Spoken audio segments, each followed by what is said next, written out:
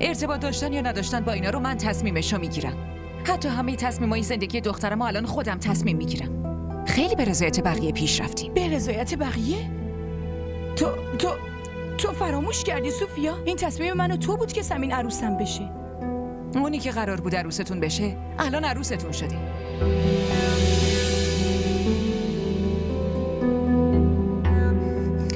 عمه واسه همین اگه اجازه شما باشه من به حنا بله رو بگم.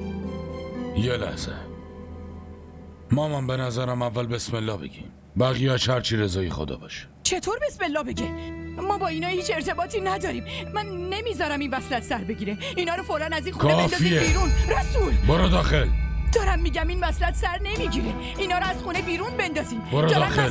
بهت گفتم برو تو. یه دختر اومدن اون یکی دیگه رو برو انتخاب داخل. میکنن. رسول اینا آدمای خوبی نیستن، دارم بهت میگم.